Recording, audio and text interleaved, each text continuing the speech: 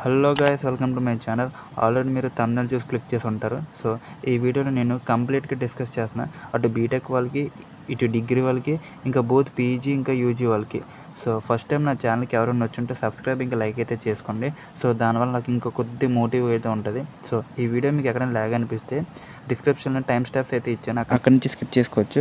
So ఈ video చూసిన ప్రతి ఒక్కరి మైండ్లో కూడా అసలు నిజంగానే స్కాలర్షిప్ పడుతుందా, స్కాలర్షిప్ ప్రతి అందరికీ పడుతుందా, ఓన్లీ మెరిట్ స్టూడెంట్స్కే పడుతుందా? సో మీ మైండ్లో ఉన్న ప్రతి క్వశ్చన్ కూడా ఈ వీడియోలోనే సొల్యూషన్ అయితే దొరుకుతుంది. సో దీన్ని ఎక్కడో కూడా స్కిప్ చేయకుండా లాస్ట్ వరకు చూడండి.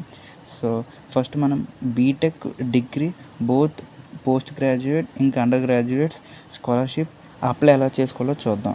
సో స్టెప్ బై స్టెప్గా. సో మనం ఫస్ట్ స్కాలర్షిప్ అయితే చూద్దాం. ఇది బోత్ పోస్ట్ గ్రాడ్యుయేట్ ఇంకా అండర్ గ్రాడ్యుయేట్ స్టూడెంట్స్కి అయితే ఎలిజిబులే. సో దీని యొక్క ఎలిజిబిలిటీ క్రైటీరియా వచ్చేసరికి మీ యొక్క ప్రీవియస్ అకాడమిక్ ఇయర్ అనేది 60% కన్నా ఎక్కువ ఉండాలి. సో మీ ఫ్యామిలీ ఇన్కమ్ వచ్చేసరికి which is less than 8 lakhs. ఓకేనా? సో మెయిన్గా మీరు గుర్తుపెట్టుకోవాల్సింది ఏంటంటే, ఇక్కడ అండర్ గ్రాడ్యుయేట్ స్టూడెంట్స్కి అయితే 40,000, పోస్ట్ గ్రాడ్యుయేట్ స్టూడెంట్స్కి అయితే 50,000. ఇది బెనిఫిట్. సో ఓకేనా? అక్కడ eligibility, next benefit. So application process. So నేను ఇక్కడ లైవ్గా అయితే మీకు చూపించట్లేదు. సో మీకు ఆల్రెడీ తెలుసు. సింపుల్గా మీరు ఒక లింక్ ఓపెన్ చేస్తారు, అప్లై నౌ నొక్కుతారు, సింపుల్గా లాగిన్ అవుతారు. సో మీరు న్యూ యూజర్ కాబట్టి సైన్ ఇన్ నొక్కుతారు, మీ యొక్క మెయిల్తో లాగిన్ అవుతారు. అయిన తర్వాత ఆ పేజ్ డైరెక్ట్గా రీడైరెక్ట్ అయిపోద్ది. దేనికి? స్టార్ట్ అప్లికేషన్ బటన్ నొక్కిన తర్వాత మీ యొక్క డీటెయిల్స్ అన్నీ ఫిల్ చేస్తారు, అంటే ఆన్లైన్ అప్లికేషన్ ఫామ్. దాని తర్వాత అప్లోడ్ డాక్యుమెంట్స్ చేస్తారు. టర్మ్స్ అండ్ కండిషన్స్ ఇచ్చిన తర్వాత మీ యొక్క ప్రీవియస్ అంటే మొత్తం అంతా ఒకసారి చెక్ చేసుకుంటారు, క్రాస్ వెరిఫికేషన్. దాన్ని సబ్మిట్ నొక్కేస్తారు. సో ఏ స్కాలర్షిప్ కూడా ఓటీపీ అయితే అడగదు దయచేసి. సో ఓటీపీ అడిగింది. సో ఏదైనా స్కాలర్షిప్ మీరు అప్లై చేసినప్పుడు ఓటీపీ కానీ అమౌంట్ మళ్ళీ పే చేయమని కానీ అడిగితే అక్కడే స్టాప్ చేసేయండి. సో ఓకేనా? నేను మీకు మెయిన్గా చెప్తుంది అదే. ఓటీపీ అడిగితే మాత్రం ఇవ్వకండి, అమౌంట్ పే చేయమన్నా కూడా పే చేయకండి. స్కాలర్షిప్ అంటే అర్థం వాళ్ళు మీకు తిరిగి రిటర్న్స్ పే చేయడం, మీరు వాళ్ళకి కాదు. సో అది మీరు మైండ్లో పెట్టుకోండి. సో మీరు ఎటువంటి భయపడాల్సిన అవసరం అయితే లేదు. ఈ వెబ్సైట్స్ నేను చెప్పినవన్నీ కూడా గవర్నమెంట్ అప్రూవ్డ్ సైట్స్. ఓకేనా? ఒకవేళ మీరు ఎలిజిబుల్ అయితే మీరు రిజిస్టర్ అయిన మెయిల్కి మెయిల్ వస్తుంది. సో మెయిల్ వచ్చిన తర్వాత ప్రాసెస్ అనేది అక్కడి నుంచి స్టార్ట్ అవుతుంది. సో ఓకేనా? ఫస్ట్ స్కాలర్షిప్ అయితే ఇది. సో అర్థమైందని నేను అనుకుంటున్నాను. అర్థం కాకపోతే మళ్ళీ వెనక్కి వెళ్ళి ప్రాసెస్ అంతా చూడండి. ఓకేనా? డాక్యుమెంట్స్ అంతా కూడా ఒక్కడ పెట్టుకోండి. మీరు కూడా ఒకసారి క్రాస్ వెరిఫికేషన్ చేయండి. నేను చెప్పడమే కాదు, మీరు ఒకసారి ఆన్లైన్లోనే బాగా రీసెర్చ్ చేయండి. ఓకేనా? మీరు అప్లై చేసే ముందు మీరు బాగా ఆలోచించి రీసెర్చ్ చేసి అప్లై చేయండి. ఓకేనా? నేను లాస్ట్ టైం అయితే అప్లై చేశాను, ఈ ఇయర్ అయితే అప్లై చేయలేదు. ఓకేనా? సో నెక్స్ట్ స్కాలర్షిప్ అయితే చూద్దాం. సో స్కాలర్షిప్ నెంబర్ 2కి వెళ్దాం. భారతీ ఎయిర్టెల్ స్కాలర్షిప్ ఇది. ఓకేనా? సేమ్ స్కాలర్షిప్ 1 లాగే స్కాలర్షిప్ 2లో కూడా ఎలిజిబిలిటీ చూసుకుంటారు ఫస్ట్. ఓకేనా? మీ ఫ్యామిలీ ఇన్కమ్ మొత్తం అంతా కూడా చూసుకొని, మొత్తం ఈ పాయింట్స్ మొత్తం ఆల్మోస్ట్ ఒక 5 to 5 ఉన్నాయి. ఈ 5 కూడా కొంచెం చదివిన తర్వాత సెలక్షన్ క్రైటీరియా చదవండి.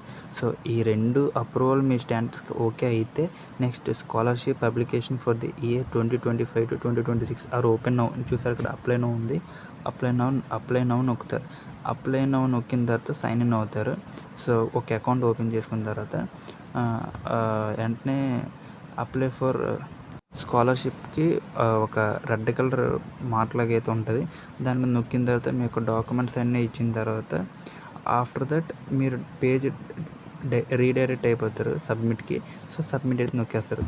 సో ఇది మీకు ప్రాసెస్ చేస్తూ మీకు కొంచెం అర్థమైతే అయిపోద్ది, నేను చెప్పవసరం లేదు. సో ఆఫ్టర్ సబ్మిట్ అయింది. సో ఇందులో కూడా ఎలాంటి ఓటీపీ కూడా మీరు ఇది జనరేట్ చేయదు. ఓకేనా? ఇది కంప్లీట్లీ సేఫ్.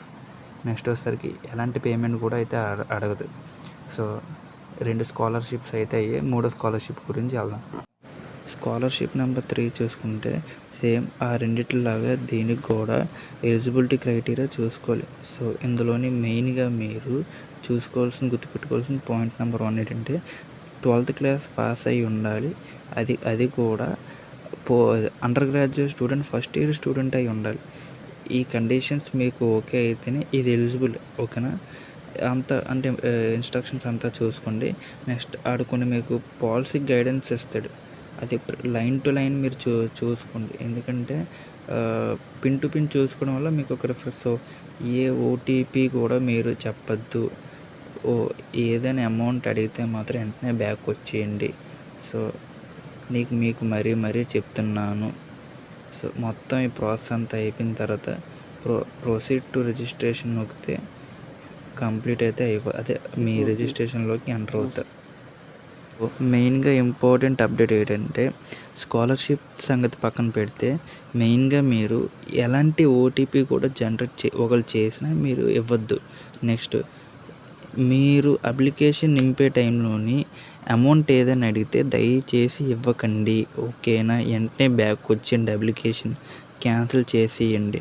సో మ్యాక్సిమం ఈ మూడిట్లో అయితే అడగరు. ఎందుకంటే గవర్నమెంట్ అప్రూవ్డ్ సైట్స్ కాబట్టి అడగరు. మీరు ఎలాంటి థర్డ్ పార్టీ వెబ్సైట్స్లోకి వెళ్ళి కూడా దయచేసి స్కాలర్షిప్స్ అప్లై చేయకండి. మెయిన్గా నేను చెప్పాల్సింది అదే.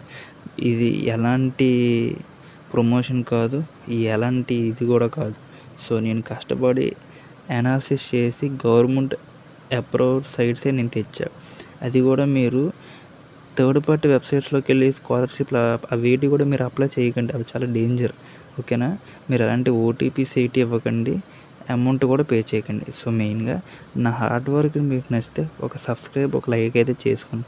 సో మెయిన్ ఇది ఇంపార్టెంట్ థింగ్, ఇంకా important update. So upcoming videos గురించి వెయిట్ చేయండి. So thank you. బాయ్.